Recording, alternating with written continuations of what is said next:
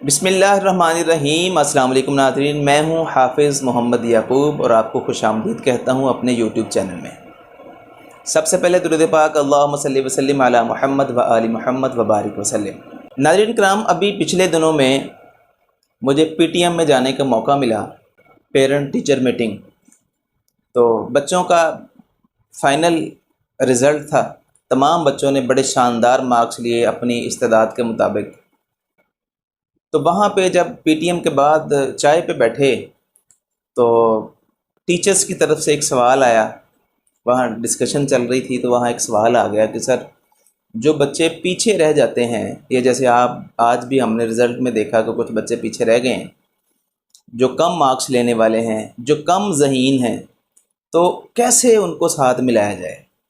کوئی ایسا طریقہ ہو کہ وہ بچے بھی ساتھ مل سکیں، اور جس طرح آج پہلی دوسری تیسری پوزیشن والے بچے یا اچھے مارکس لینے والے بچے خوش ہیں نا، اسی طرح وہ بچے بھی کم سے کم خوش ہوں۔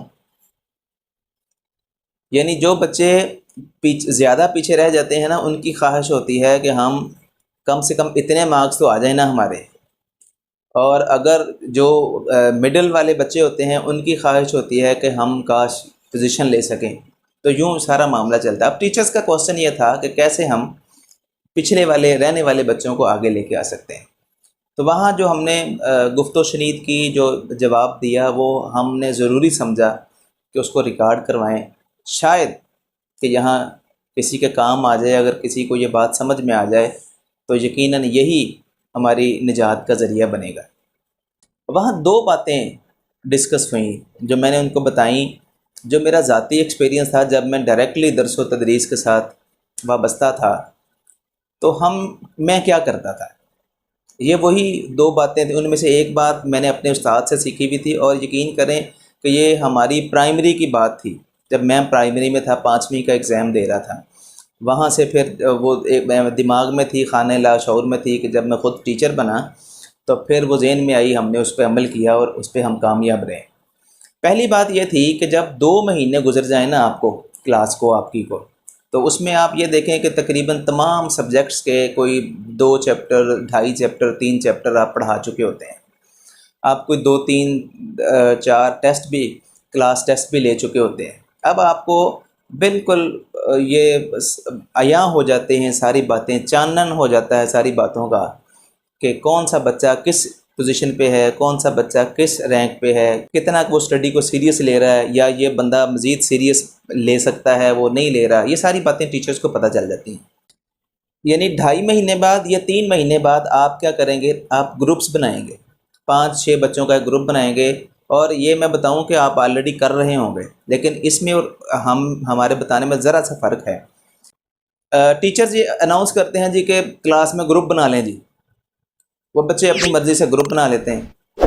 ایک طریقہ تو یہ ہے جو کہ غلط طریقہ ہے، بچے اپنی یاری باشی والے گروپ بنا لیتے ہیں، جو یار دوست ہوتے ہیں وہ پھر وہی اکٹھے ہو جاتے ہیں، بات وہیں کی وہیں رہ جاتی ہے۔ دوسرا طریقہ یہ ہے کہ ٹیچرز کیا کرتے ہیں کلاس میں اور اکیڈمی میں، ایک پلاٹینم یا ڈائمنڈ یا جو بھی گولڈن، جو بھی اس کا نام دیں، ایک گروپ وہ بناتے ہیں جس میں 5 6 ذہین فتین بچے ہوتے ہیں، اور جو باقی رہند کھوند ہوتی ہے نا، باقی سارے پھر وہ گروپ بنا لیتے ہیں۔ اب اس کا بھی کوئی فائدہ نہیں ہے، کیونکہ یہ والے پہلے گروپ ویسے ہی بیکار، اور جو دوسرے گروپ ٹیچر نے بنائے ہیں نا، وہ ٹیچر نے بیسیکلی اپنا رزلٹ دینے کے لیے، اپنے معاملات بہتر سیدھے کرنے کے لیے یہ گروپ بنائے ہیں۔ اس کا بھی کوئی فائدہ نہیں ہے۔ آپ نے یہ کرنا ہے، کیونکہ ٹیچر بالکل والدین کی طرح ہوتا ہے، جیسے والدین کو تمام اولاد پیاری ہوتی ہے، اسی طرح ٹیچر کو تمام اسٹوڈنٹ پیارے ہوتے ہیں، سوائے ان بچوں کے جو بدتمیز ہوں یا ان کے معاملات کچھ اور ہوں۔ تو آپ نے 5 یا 6 جو آپ کی کلاس کی تعداد کے حساب سے جو گروپ بنیں گے، اس میں 2 بچے یا 3 بچے ایسے ہوں گے جو اچھے لیول پہ پڑھنے والے ہوں گے، جو سمجھنے والے ہوں گے چیزوں کو۔ اسی طرح 2 جو ہوں گے، 3 جو ہوں گے وہ مڈل والے ہوں گے، اور 2 3 جو ہے نا وہ جو کم ذہین ہیں وہ ہوں گے۔ یہ کمبینیشن آپ بنائیں گے، اور اس کمبینیشن کو چلانے کے لیے آپ اسٹوڈنٹس کی لائکنگ اور ڈس لائکنگ کو مد نظر نہیں رکھیں گے۔ بچے خام خواہ میں آپ سے کہیں گے، یا مطلب منہ بنائیں گے کہ دیکھیں جی مجھے کس کے گروپ میں ڈال دیا، مجھے کس کے گروپ میں ڈال دیا، میں مطلب یہاں جانا چاہتا تھا۔ نہیں، یہ آپ نے فیصلہ کرنا ہے۔ لیکن اس کے بعد آپ نے ایک لیکچر ضرور دینا ہے بیہیویئر کا لیکچر دے دیں آپ ان کو سمجھائیں کہ یہ جو کام ہے یہ آپ کے فائدے کے لیے ہے، آپ کی بہتری کے لیے ہے، یہ آپ سمجھا سکتے ہیں، بچے سمجھ جائیں گے۔ یعنی جب ایک تو ٹیچر نے حکم دے دیا کہ گروپ یہ ہوں گے، اور دوسرا ٹیچر نے اس کے بعد لیکچر بھی دے دیا کہ یہ میں کیوں بنا رہا ہوں، اور 2-3 دن لگیں گے، ایڈجسٹ بھی ہو جائیں گے۔ آپ ان کو بتا سکتے ہیں کہ اگر آپ کا کوئی دوست اس گروپ میں نہیں ہے تو شام کو جب چھٹی ہوتی ہے تو اس کے بعد آپ اپنی دوستی نبھا سکتے ہیں، آپ جیسے مرضی رہ سکتے ہیں، لیکن یہاں پر آپ کو ایسے ہی رہنا پڑے گا۔ یہ طریقہ میں نے اپنے ٹیچر سے سیکھا تھا۔ پرائمری میں مجھے اچھی طرح یاد ہے کہ 52 بچے تھے ہماری کلاس میں، تو اب ٹیچر کو تمام بچوں سے پیار تھا، انہیں پتہ تھا کہ یہ بورڈ کے پیپر ہیں اور ہم نے بچوں کو پاس کروانا ہے۔ انہوں نے جب ہمارے داخلے بھیجے نا تو انہوں نے کیا کیا کہ ایک رول نمبر کے بعد 26واں رول نمبر بٹھایا، 2 کے بعد 27واں رول نمبر بٹھایا، اسی طرح 25 کے بعد 50، یوں کر کے جو ہے نا وہ انہوں نے بڑی اچھی مکسنگ کی اور بڑا اچھا شاندار رزلٹ آیا۔ اسی سے ہمارا کنسیپٹ تھا کہ یہ معاملہ، اور ہم نے کیا اچیو کیا یہ انشاءاللہ ہم اینڈ پہ اگر ٹائم بچتا ہے تو یہ ڈسکس کریں گے۔ اچھا، دوسرا طریقہ یہ ہے کہ آپ بچوں کو نا 1 یا 2 چیپٹر، ایک چیپٹر اچھے طریقے سے پڑھا دیں تمام بچوں کا، اسی کوئی چیپٹر کو دوبارہ پڑھا دیں، 2 دفعہ پڑھا گیا، اب آپ تھوڑا گیس کریں کہ یہ تمام بچوں کو یاد ہو گیا ہے کہ نہیں یاد ہو گیا۔ اب تقریباً آپ سمجھتے ہوں گے کہ بچوں کو اگر یعنی ایسے بچوں کو بھی یاد ہو جائے جو کم ذہین ہیں، جب یہ سب کو اچھی طرح یاد ہو جائے نا تو پھر آپ کیا کریں جی، آپ اس کا ٹیسٹ لے لیں۔ جب آپ کلاس ٹیسٹ لیں گے اور وہ یوں سمجھیں کہ آلموسٹ آپ نے ایک چیپٹر پڑھایا تو پہلا کلاس ٹیسٹ ہوگا وہ، تو اس کلاس ٹیسٹ میں جو کہ ساروں کو اچھی طرح یاد ہے تو ساروں کے نمبر یہی آئیں گے، 100 میں سے کوئی 95 پہ ہے، کوئی 6 پہ ہے، کوئی 7 پہ ہے، کوئی 90 پہ ہے، کوئی 88 پہ ہے، تو یوں جو ہے نا وہ سارے یہ نمبر لیں گے۔ اب یہ بڑے اچھے مارکس ہیں، 90% پلس 80% جو مارکس ہیں یہ بڑے شاندار مارکس ہیں۔ تو اب آپ نے ایک دفعہ پھر ایک لیکچر دینا ہے، اب آپ نے سمجھانا ہے کہ بھائی یہ جو بچہ تھا نا یہ اپنے اسکول کا ٹاپر تھا اور یہ ہمارے کالج میں آ گیا ہے، یا یہ پچھلی کلاس میں بڑے اچھے نمبر لے کے اب آپ کا کلاس فیلو ہی تھا تو یہ اس کلاس میں بیٹھا ہوا ہے۔